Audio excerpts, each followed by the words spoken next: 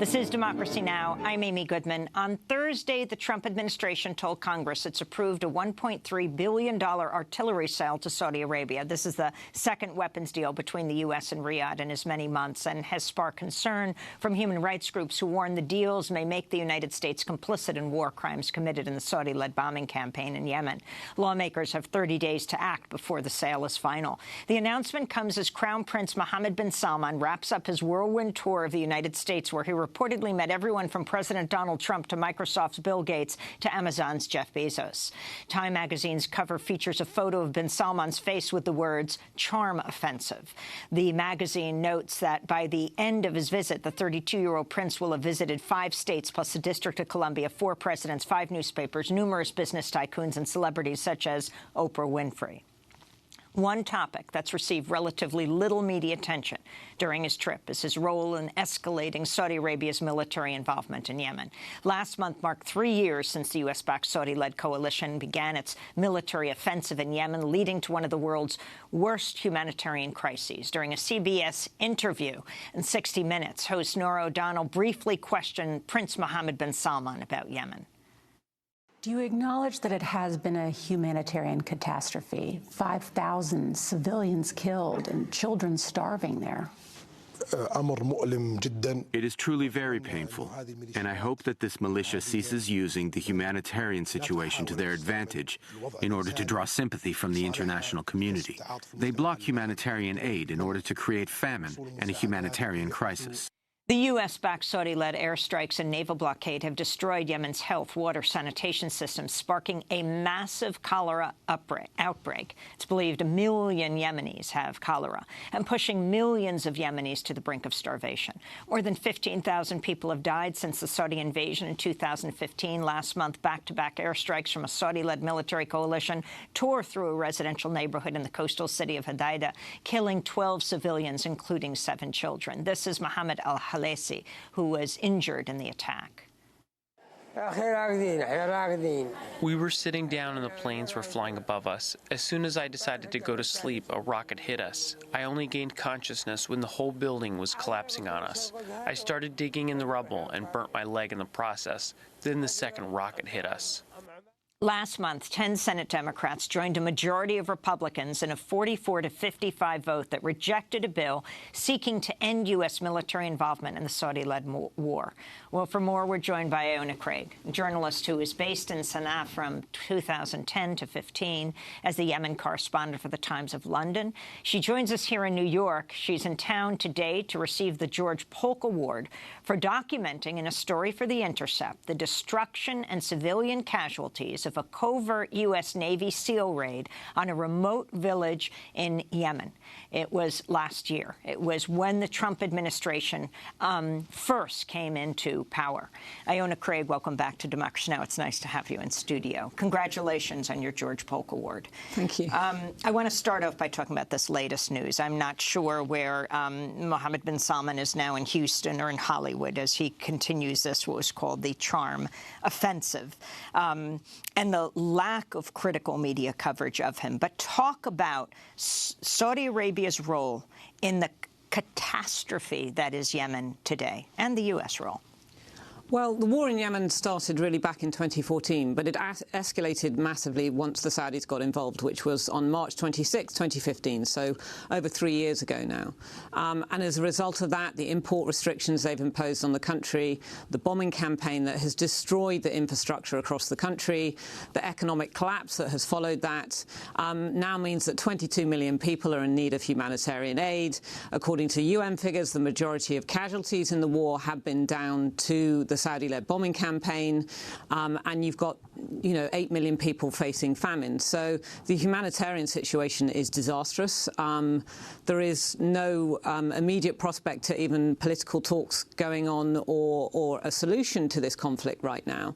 And the US involvement of that, we've seen in the last few days, is a continuation of supporting the Saudi coalition, particularly by weapons sales. This latest one is artillery, so it's for the ground war, it's for howitzers specifically. But prior to that, it has been a continuation of of selling bombs for the air campaign, in refueling the fighter jets, in helping with intelligence to select targets in the bombing campaign, where there have been many claims of violations of international humanitarian law. I mean, there was this one brief period at the end of the Obama administration when there was a suspension of precision-guided weapon sales to Saudi Arabia, but that was then quickly lifted.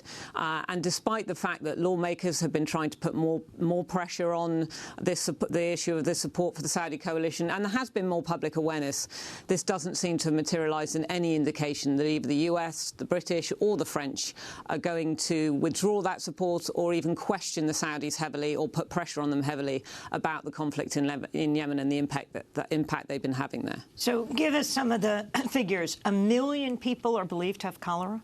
Over 1 million suspected cases of cholera, more than 1,000 deaths. When I was last in Yemen, those numbers, although they were still growing, the rate of cholera was actually reduced because of the intervention by UN agencies and NGOs in Yemen. Diphtheria has become an issue more recently in the last few months. Because of the healthcare collapse, less than 40% of the hospitals are now operating in the country. Many have been bombed.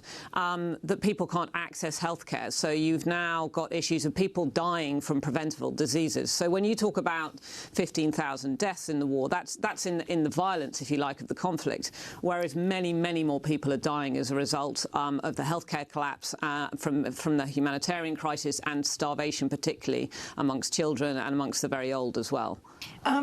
General Joseph Votel, the head of the U.S. Central Command, recently admitted the Pentagon isn't fully aware of what exactly Saudi Arabia is doing with U.S. bombs in Yemen. Votel made the admission during a hearing of the Senate Armed Services Committee last month. Your response? Well, the issue with that is about end use of these weapons. When it comes to issues over violations of international humanitarian law, when you've got mass civilian casualties, where we know US bombs have been used because you can pick up the remnants on the ground. I've been into a house in Sana'a that was a residential home where 2 children were killed, and found the bomb remnants there, traced the serial numbers, and they were American-made. And so it's very easy now for the people on the ground to do exactly that. So they know where these weapons are coming from. And for the US not to know what the end use is, where these bombs are ending up in the sense of causing potential violations of international humanitarian law, does make the US complicit, and people should be deeply concerned about that. And although the Saudis have said that they will carry out their own investigations into these strikes where there have been claims of violation of international humanitarian law, there's been no real independent inquiries now onto what's going on the ground. And for the US not to know where their weapons are ending up when quite clearly they have been killing civilians it should be a deep concern to everybody. You come here soon after that Senate vote took place, 55-44, rejecting a bill seeking to end U.S. military involvement in the Saudi-led war. Among those leading this were Chris Murphy of Connecticut, Senator Sanders of Vermont. How much responsibility does the U.S. have here in this humanitarian catastrophe? Well, the real issue over the War Powers Resolution was are the US involved in active hostilities in Yemen, or are they involved in potential, active hostilities? And I think the issue is from what I've seen is yes, as far as the potential is concerned. There have been, the US Navy warship was targeted by the Houthis. They certainly see the US as a belligerent. There's been a US drone taken down in Yemen. The US obviously is heavily involved in the bombing campaign being able to operate because of the refueling of fighter jets that the US is responsible for, and in intelligence, which is quite an essential part of it in order to select targets in the air campaign. The US did provide the Saudis with a no-strike list, if you like, of targets that shouldn't be hit. And there have been clear cases where that has been violated, if you like, where targets have been hit which have been on that no-strike list. But the bombing campaign wouldn't be able to operate without the US support. But it's really unclear as well how much the US is involved, let's say, in the blockade aspect of it, in the import restrictions, because you've got US warships in the Red Red Sea now, where they weren't stationed before. Yes, they were involved in anti-piracy further south, off the south coast of Yemen, but where they were targeted by the Houthis was in the Red Sea, and that's the crucial area where imports need to go into the country on the western Red Sea coast into Hodeidah in order to bring commercial goods into the country, when Yemen, even in peacetime, imported 90% of its food. And so that raises real questions about the US involvement in this de facto blockade, in these import restrictions that are having such devastating consequences for the civilian population. So talk about Mohammed bin Salman here. Talk about the media fawning over the man who's been really in charge, now the crown prince, of the attacks on Yemen. What is the media missing? Well, I think the media is helping in this cycle of support, really, for the Saudi-led coalition in doing very little critical reporting, very little serious questioning of both Mohammed bin Salman and the coalition at large. Mohammed bin Salman was the Minister of Defence, of course, back in 2015, and was really the one who launched this campaign into Yemen in the first place back in March of that year. And there has been a real, it appears, reluctance, both diplomatically, politically, to put serious pressure on the Saudi-led coalition in order to maintain both strategic alliance with Saudi Arabia, but also these financial benefits that come out of the weapon sales.